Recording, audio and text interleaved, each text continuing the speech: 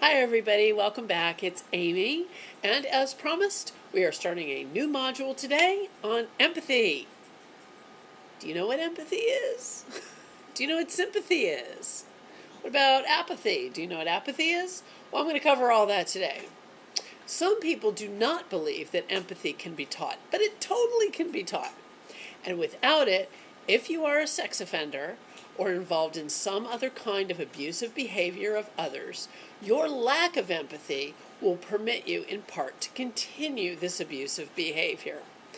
Empathy means that you let yourself stand in someone else's shoes and get in touch with their feelings.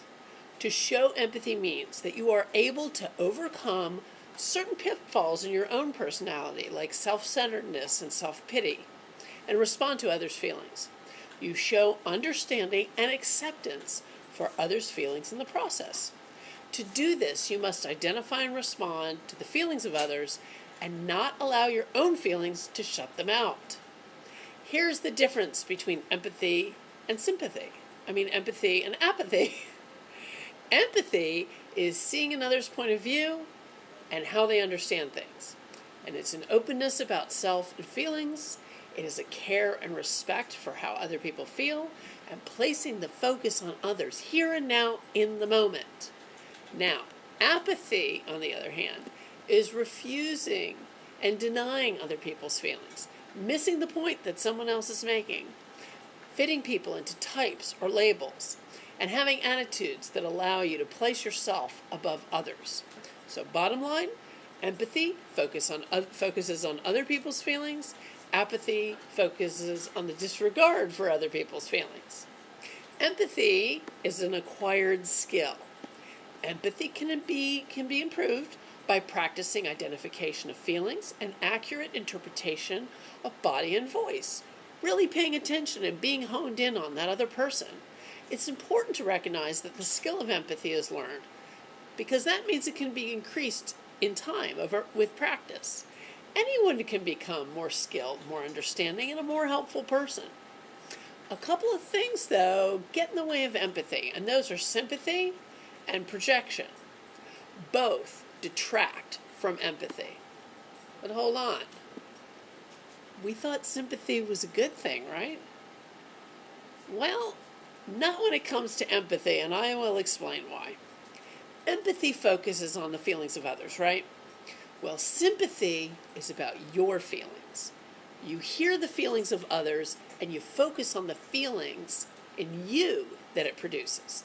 That's not to say that sympathy is a bad thing or doesn't have its place, but not when empathy is called for. In other words, someone tells you something going on in their life, and empathy says, you feel sad or happy or angry, and I accept and I understand those feelings and that they are yours and true for you. Sympathy says, I feel, however, and understand that those feelings are mine. Take, for instance, you see something on the news, a horrible tragedy on the news, and you say to yourself, oh my God, that really makes me feel sad. I feel so sad for those people. That's sympathy. But if you see that tragedy on television and you go, oh my God, how those poor people must be feeling, the suffering they must be going through, how are they going to get their lives back together? That is empathy.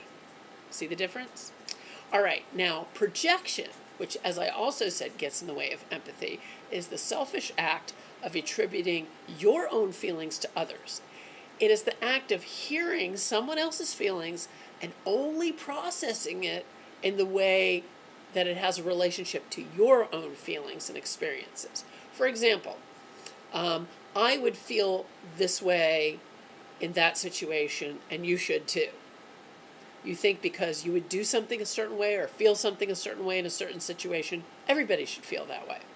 Projection, like sympathy, steals the focus from the other person's feelings and places a focus on your feelings. It tells others how they should feel.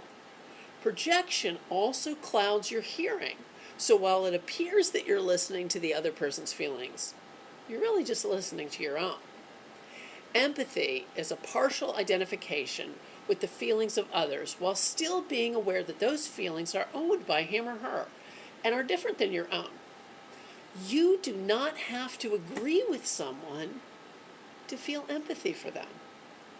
All right, next time I'm going to discuss the process of empathy. Until then, I hope you'll subscribe to this channel. Feel free to get in touch with me through Facebook, through Twitter, through Instagram, or through this channel, which many of you have been doing, and I'm very happy about that. All right, until next time, be well.